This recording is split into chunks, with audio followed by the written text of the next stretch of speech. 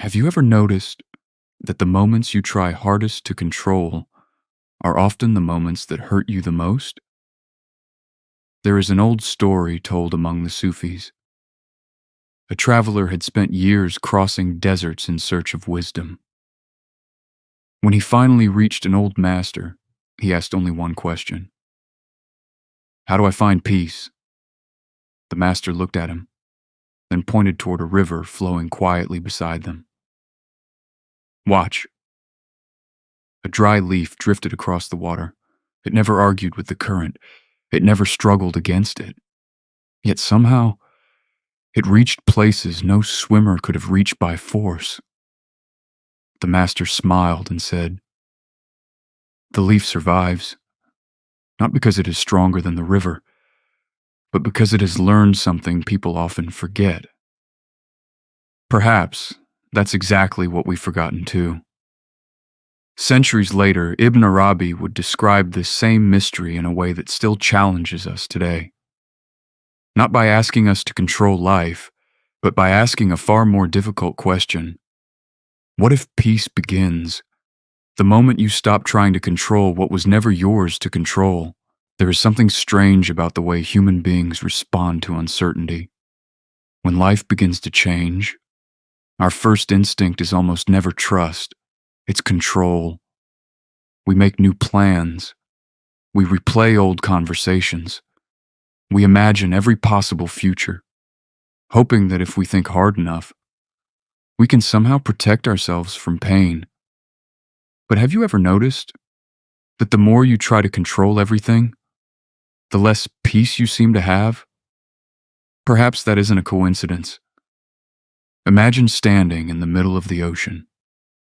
The waves are stronger than you expected. Without thinking, you begin fighting the water. Every movement becomes desperate. Every wave feels like an enemy. Until someone watching from a distance would quietly say, "Stop fighting." Not because the ocean has become safe, but because panic is using more strength than the waves ever could. Life often feels exactly like that.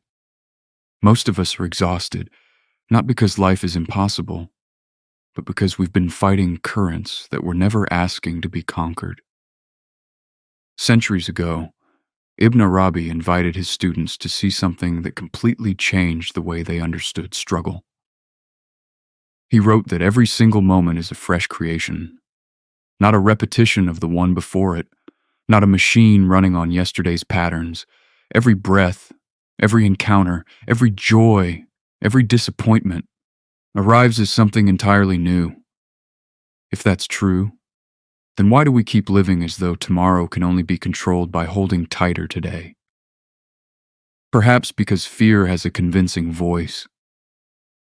Fear tells us that if we loosen our grip, everything will fall apart. Fear tells us that control creates safety. But look honestly at your own life. How many things you worried about actually happened? And of the things that did happen, how many arrived in ways you never could have predicted? Maybe certainty was never the foundation you were supposed to build your life upon. Maybe trust was, not blind optimism. Not pretending pain doesn't exist, but trusting that even the chapters you don't understand are still part of a story you cannot yet see. The Quran reminds us of something both simple and difficult. We may dislike something while it is good for us, and love something while it is harmful to us. Allah knows, and we do not. That single truth has comforted hearts for centuries, not because it removes uncertainty, but because it gives uncertainty a different meaning. Perhaps every unanswered prayer, every delayed opportunity, every unexpected ending is not evidence that you've been abandoned. Perhaps it is evidence that you can only see one page while Allah sees the entire book.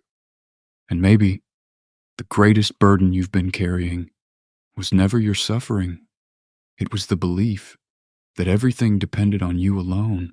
There's another story the old Sufis loved to tell. A young man spent years searching for a hidden treasure. He crossed mountains. He wandered through deserts. He knocked on the doors of scholars and kings. Everywhere he went, he asked the same question. Where will I find what I've been searching for? Some pointed east, others pointed west. Some handed him maps. Others gave him impossible instructions. So he kept walking, year after year, until one evening, exhausted and disappointed, he returned to the small village where he had been born. An old gardener saw him sitting beneath a tree and asked, "What are you looking for?" The young man sighed. "My purpose, my peace, the treasure that will finally make my heart feel complete." The old man smiled gently. Then he pointed toward the young man's own chest. "You've traveled the whole world, while leaving the only place worth searching untouched." That story has survived for centuries because, in one way or another, it is the story of all of us. We search for certainty in careers, in relationships, in success, in recognition. We convince ourselves that one more achievement, one more opportunity, one more answer will finally quiet the restlessness inside us. Yet the silence never lasts, because the hunger we feel was never created by the world.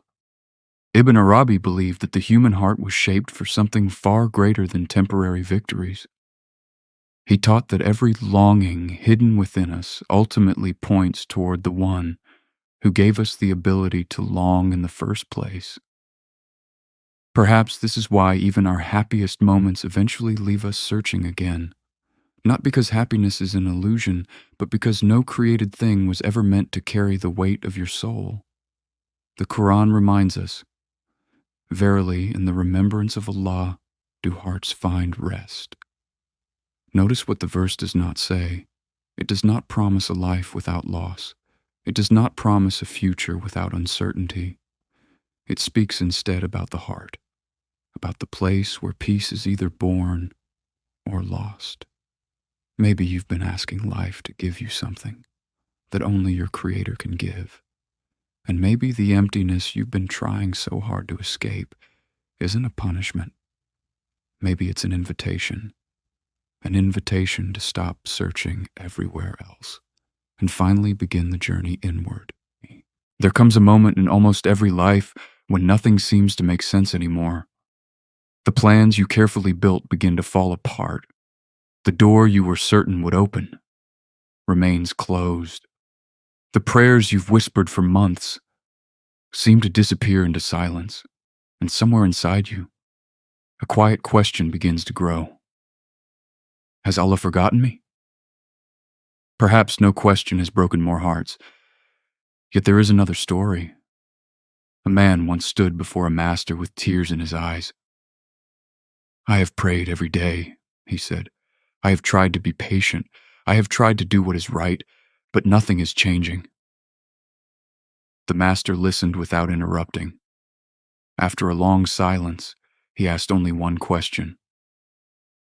"When you planted a seed, did you return the next morning expecting a tree?" The man lowered his head. "Of course not." The master smiled. "Then why do you expect the deepest work of Allah to grow faster than the trees He created?" Sometimes we believe that silence means absence, but silence has never been proof that nothing is happening. The child inside the mother's womb grows in complete silence. The strongest roots beneath an ancient tree grow where no eye can see them. Even the stars spend millions of years being formed, long before their light reaches the earth. Perhaps your life is no different.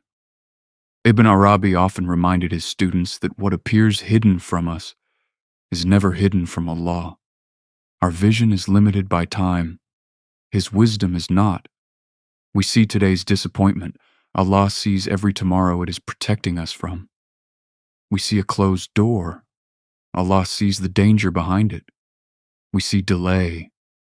Allah may be preparing a heart that is not yet ready to receive what it keeps asking for. This is why trust is so difficult, because trust asks us to believe, before understanding, not after.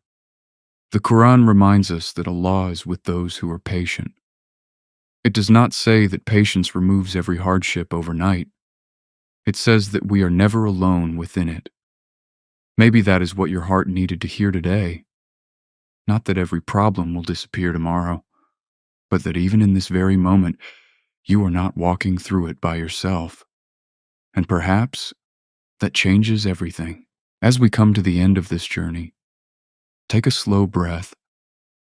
Not because all of life's questions have been answered, but because perhaps you've been reminded that you were never meant to carry them all by yourself. Whatever you're facing today, whether it's uncertainty, loss, waiting, or a burden you've carried for far too long, know this: Allah sees what no one else can see. He hears the prayers you've whispered when no one was around. He knows the battles you've fought in silence, and His wisdom reaches far beyond what our eyes can understand. So before we leave, let us make one simple prayer together.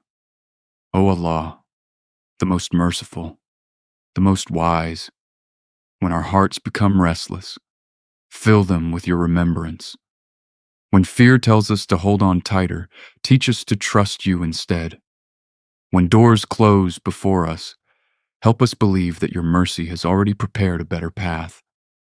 Grant us patience without despair, hope without illusion, strength without arrogance, and hearts that find peace, not in controlling this world, but in drawing closer to you. Forgive our mistakes, guide our steps, protect those we love, and let our final destination always be your pleasure. Ameen. If this reflection brought even a little peace to your heart, I hope you'll join us again. This channel is a place for those who seek wisdom, stillness, and a deeper connection with Allah. If you'd like to continue this journey with us, you're always welcome here. Until next time, may the peace, mercy, and blessings of Allah be with you.